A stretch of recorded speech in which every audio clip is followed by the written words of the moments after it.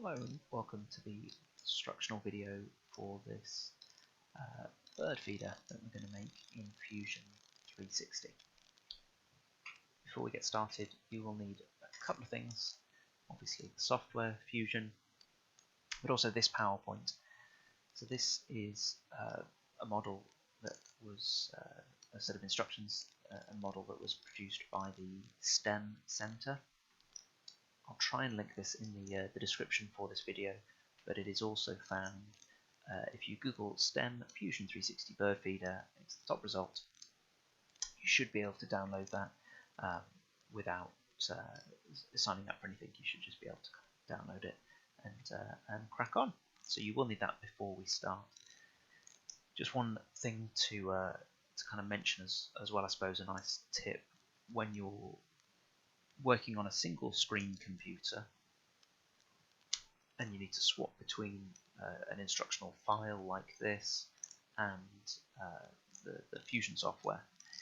If you press the Alt Tab key, so Alt bottom left hand corner of your keyboard, and the Tab is the two arrows on the far left hand side of the keyboard that are kind of pointing towards one another. Hold Alt down first and then press Tab. You can swap between any applications you have open, so you can very quickly swap between Fusion and the PowerPoint.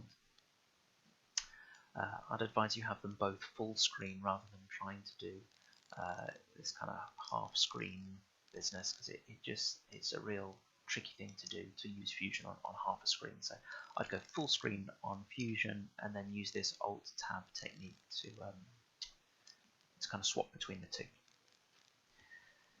Righty, we're going to press New, begin our new project here. A little plus in the top right hand corner. It might be the case that your grid layout is turned off. So when I opened up Fusion today, I had a blank page like this.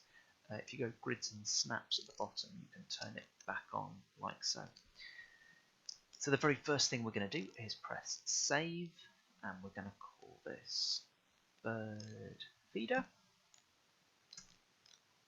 And you'll note that now our project has a title. So working through the PowerPoint, the second slide is really just an introduction to Fusion, kind of going through some of the settings. Hopefully you'll be reasonably comfortable with this bit of software, so we won't really dwell on that. I'm going to do things in a slightly different way to the instructional, the PowerPoint, only slightly different. We're going to start by making a new component. The first thing we'll be drawing is the base. So before we draw it out at all, I'm going to right click where it says bird feeder and make a new component. And I'm going to single click that component and call it base. It's always a good idea to work in this way, because then everything you do is sort of captured, if you like. We're now working on this base portion of the bird feeder, and all of the sketches and the extrusions will be found within that component. So now back on to the instructions. Step 1 is create a sketch, and we're going to start on this area between the blue and red lines here. It should automatically rotate. Now mine hasn't. If I press this look at button, you'll note we're now in a sketch environment. You can see sketches highlighted at the top, and my sketch palette has appeared. Might be minimized potentially, so it's just there. And press look at, and that will rotate us around. So we're looking at it flat on. So step 4 then says find the center rectangle tool. All of your sketch tools are under the create tab. We're in rectangle and center rectangle. The icons on the PowerPoint are slightly different from the video and the version of Fusion that you will most likely be using. This is a slightly newer version of Fusion. Everything is still there, just the icons are slightly different. It's a slightly different layout. Okay, we're going to click once in the middle and draw our rectangle. Now the size of the rectangle wants to be 80 millimeters by 120. So the easiest way to do that is, whilst you still have the rectangle sort of in the drawing mode, to type the numbers you want, you can note the 2 dimensions. The vertical dimension on the left is currently 81. I'm going to type in 80, and then to swap down to the horizontal dimension, 146 at the moment. Don't try and move your mouse down there and click. As soon as you do that, you actually lose. It's really hard to work with. The better way, you can know I've now also lost my vertical dimension. The better way is to type one dimension and use the tab key. Again, on the far left side, those 2 arrows pointing towards one another, and type in the number. And if I pressed enter now, that will be my rectangle done. I'm not going to press enter. If you've got these dimensions, just bear with for one moment, because I'm going to show you a slightly different way. I'm going to press escape at this point. If you drew your rectangle and you just clicked, your rectangle will look something like this. It will be blue, and you won't have done the dimensions. Now, notice next to my cursor I still have that rectangle with a dot in the middle. That's this rectangle with a given center. I need to drop that tool, so I'm going to press the escape key. You'll note that because this is blue, any blue lines and sketches can be manipulated.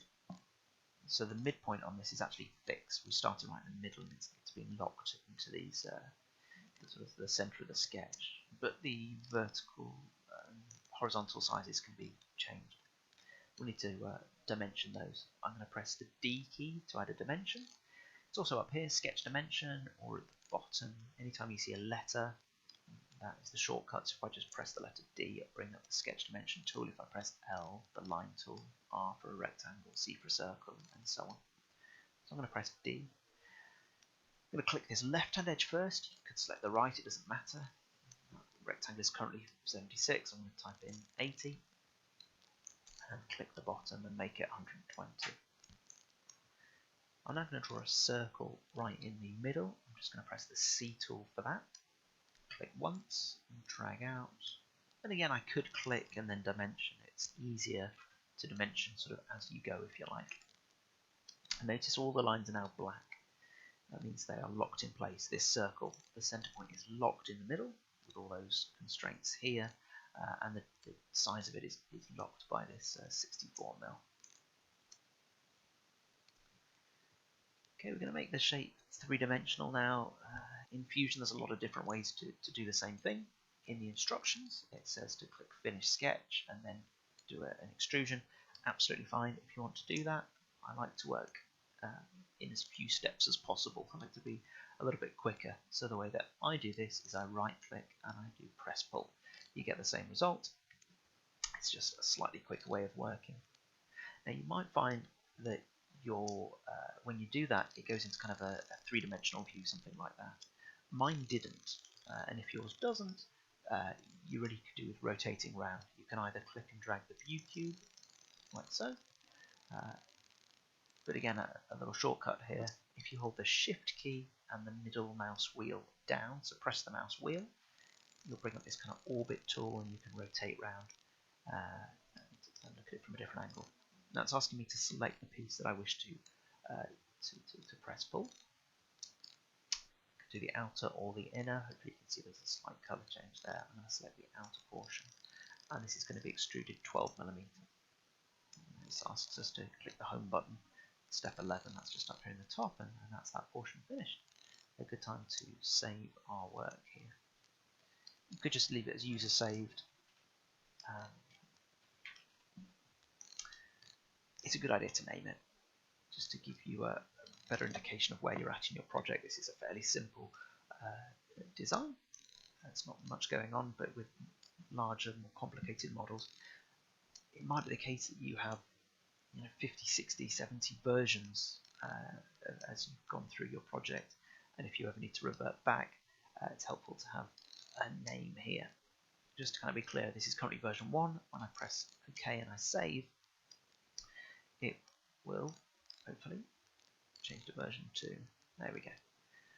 There is a function within Fusion where you can go back in time, so I could go back to version 1 or 2 or 3 later on, and with those named files, it's much easier to do that.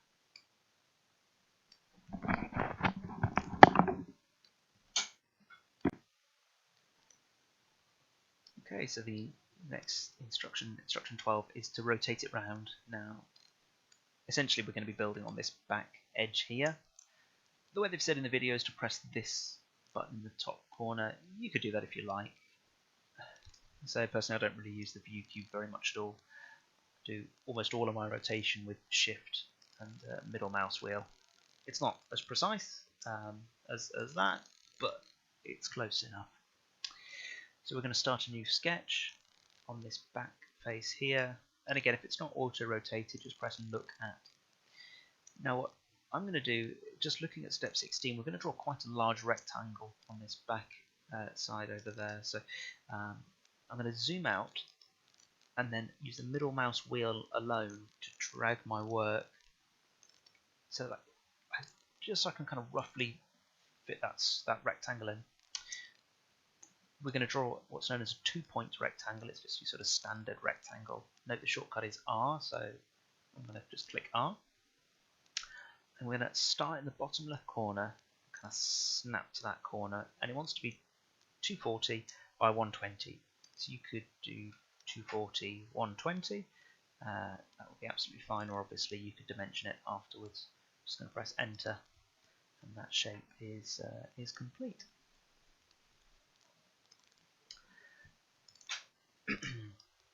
This is on step 17 here. It's a slightly odd process. They've specified the line length to be 100 millimeters, but actually all we really want is a diagonal that goes and touches the edge of the rectangle. So we're going to do that instead. I'm going to move my mouse to the area I wish to focus on, and then just roll and zoom in. I've got the line tool selected. It's up here. We can press L. I'm going to come across this top edge until we get a triangle. Now on this model, because we've built it around this sort of center line, it's fairly obvious, but it's just helpful to know that anyway you see a triangle, that indicates the midline. I'm going to do something slightly more technical, I guess, than the PowerPoint explanation. They say come out here, make it exactly 100, and then trim off the excess, which is okay, it works. But a better way, if we bring this so we kind of stick on this edge, anywhere on that edge, and we press tab, and then we put 135. That 135 should remain. There we go. So that angle is locked in, and then I can go to the edge, and that's what we wanted. Again, I'm going to come and do that over on this side as well.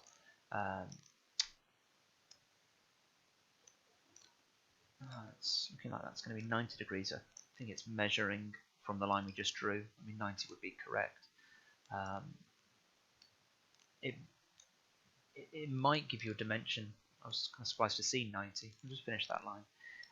I was anticipating a dimension through here, which would obviously be 45 degrees.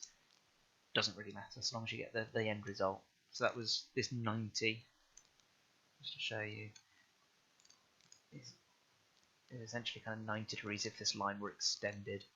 It's 90 degrees there. Doesn't really matter whether the dimension is brought between those 2 points or this one and that one, as long as you get this kind of shape. Right, we're on with 19, and again we're going to do this ever so slightly different. We want a circle that's 110 millimeters up. So we're going to draw a line up the middle, as it says on the PowerPoint, but rather than just doing a line, we're actually going to turn it into a construction line. This is a really handy tool that turns a solid line, which is what you normally draw in, into a dotted line. I'm going to make that 110 and press enter. Any solid lines will feature when we do the extrusion or the push-pull, whereas a dotted line doesn't. It's just a neater way of working. It's a construction line. It's there just to help us kind of locate other parts, such as the circle. Now, one thing to watch out for is it will remain. So this circle is now a construction, the diameter of which is 64 millimeters. You can alternate between construction and a sort of standard drawing line by selecting the feature and pressing construction, and it'll change it back. Okay, run with step 20 now. Kind of interesting way that they've done this. I'll do it the way that it is in the PowerPoint. It's a slightly unusual way of working, but it's kind of a helpful look at some of the the constraint options we've got.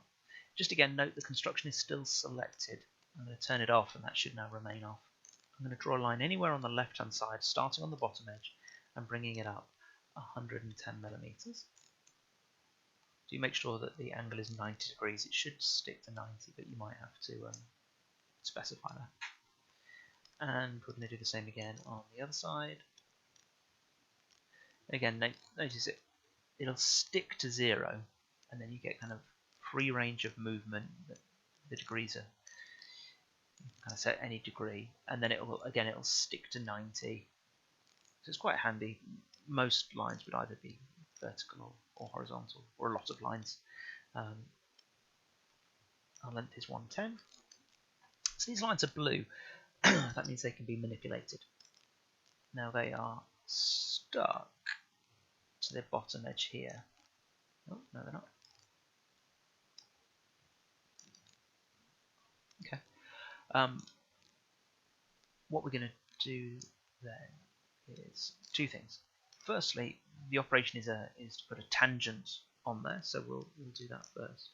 I'm going to click tangent, and we're going to click. Actually, I've already got this line selected, and then that one there, and that fixes it. It fixes it so this vertical line just touches the edge of the circle. So that line is now is tangential. Notice it also is this constraint here is a parallel constraint. If I click it, it will indicate that it's actually joined with this line up here. It doesn't matter too much, but essentially this line and this line are parallel to one another. I can still move it up and down though. See how it's kind of stuck to the circle? I can't move it left, right, but I can pull it up and down. What we're going to do is coincident. This kind of sticks two features together, so we're going to stick this line to this line down here, that point to that line, and we're stuck. And again, we'll do that over here. The point at the end of the line to the base line. When I press escape, you can see I've got the coincident tool next to my cursor. I'm going to press escape to drop that. And this line can now be moved left and right. It can't go up and down anymore because of that constraint at the bottom, which we just applied. It's parallel, so there, it doesn't matter massively, but can you see how when I hover over it, this constraint here gets highlighted? It just says that this line and this line are parallel. If we apply a tangent feature to that, and again, just one thing to highlight, I had that line selected, so when I click tangent, that line became part of that operation. Might be helpful just to press escape. So if I have that line selected and I press escape, it drops it.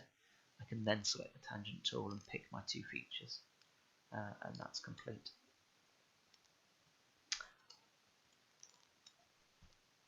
There is an additional video where we make a clothes peg, and we go into quite a bit of detail about constraints. Slightly more advanced than this, but one to work on to perhaps. Excuse me. We're actually going to miss out steps 22, 23, 24. It's about kind of trimming and tidying up the workpiece so that when you get to step 25, your sketch is purely the drawing that you wish to extrude. It's not really necessary in Fusion. It's smart enough to know or to allow you, I suppose, to pick up the elements you want, which is one of its real strengths. So we're not going to do those steps. We're going to go straight to, I guess, step 27. I'm going to right click and press pull. If you'd rather, you can finish sketch and then extrude. It does the same thing. So yeah, it's up to you. It asks us initially to select the profile, and it's this outer portion that we want, plus these bottom two rectangles. We just ignore the this piece and the piece below. Now that we've selected the elements we wish to extrude, a couple of different ways you can do this. You can either use the blue grab handle, pull it out, type the distance here, or in here. It's going to be 6 millimeters. Now, rather than doing a join, this would bring those two elements into one, this kind of face and this, essentially the back board would become part of the base.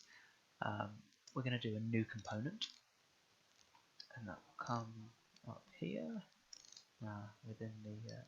Okay, it's dropped into the base. I'm going to bring that up. There we go. Just going to go activate components. Now we have the two parts: the base and the back. Right. We're now going to make the roof. Now, usually when building something like this, or a GCSE piece of coursework that is made up of multiple parts, I'd advise every time you make a new part to start with a new component. Now, I didn't do that with the back piece, but I will do it now for the roof, just to kind of show you how it's done. Right click, new component. I'm going to rename it at this point roof, and then I'm going to go on to build. It's always a good idea to do that if you can, just to start with a new component, and then it tracks all of your sketches and all the building, and it just makes it loads easier later on if you wish to change something. So we're going to start a sketch on the flat part of the roof, and again I'm going to press look at, so I'm looking flat at it. So on step 30 here, now the instructions say to make up the roof shape as a series of individual lines. You could do that. It's an acceptable way to work. I'm going to use a slightly different tool, this 3-point rectangle. So wherever possible, I try and do things as simply as I can. So I'm going to stick to the line here, bring it out. We're going to go for 120 millimeters. I'm going to click once, and then you get to select the kind of width of the rectangle, which in this case is 12 millimeters, and then press enter. It's just drawn it as one object. Step 31 is to bring that down and kind of cut that through. Then going to right click, press pull, and extrude this portion and this lower portion, and we want to go 80 millimeters.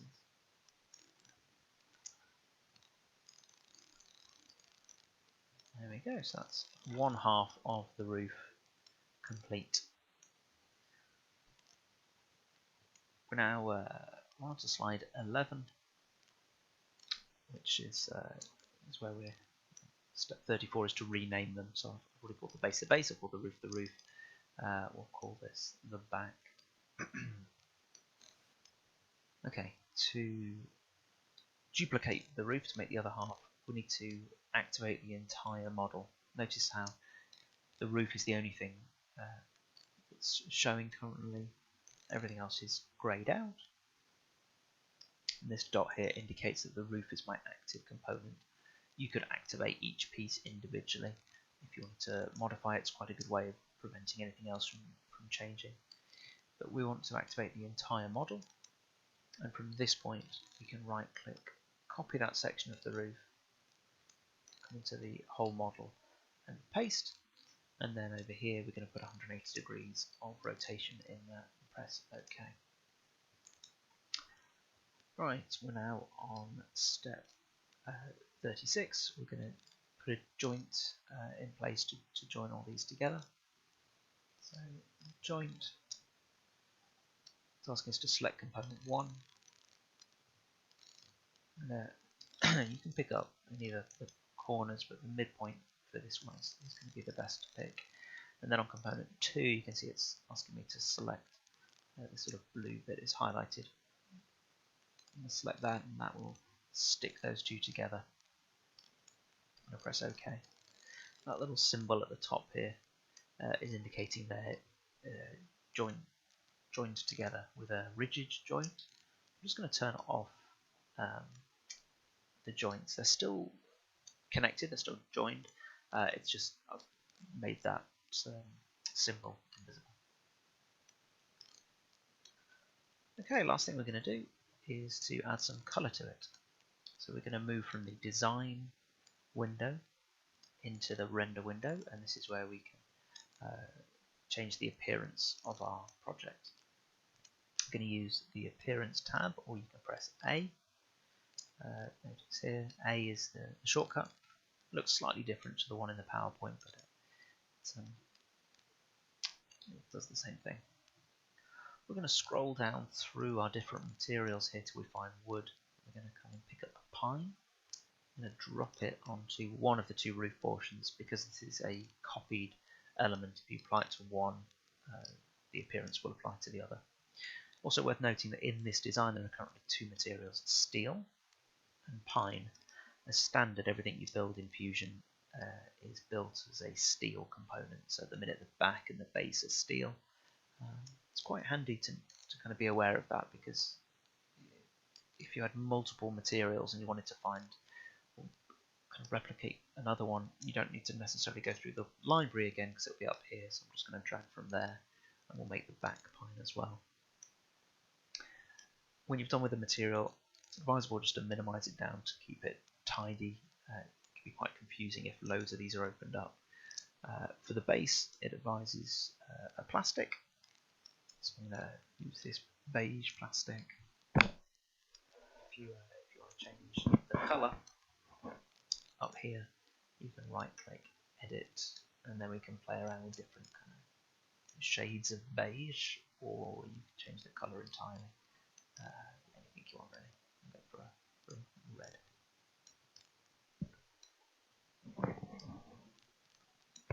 So one last little thing we're going to do here. This is on step 46. The grain on the roof is not really in the right direction. So referring to the way the lines are running through the material here. If you were to build this in reality, your piece of wood would kind of be running this way, most likely. That would be the long section of the timber, and then the grain would be running up and down the roof. That would be the strongest and most logical way to put this together. So we're going to change the orientation of the grain. We're going to right click on one of the two roof sections. I'll do roof 1, the first one, and texture map controls. Now the projection type is just the way that it's applied the grain to your product, and it's done it automatically. We're going to click planar, and then we're going to select one of these edges to kind of tell it which direction, and it will kind of follow the line that we click. So if I click here, edge, it's now reoriented the grain to follow that, and that's much more as it would look if you were to manufacture it. And there we go. Very last thing you can do, this is kind of optional, but if you click in canvas render, you'll get a really high quality render, a kind of real world image of your product.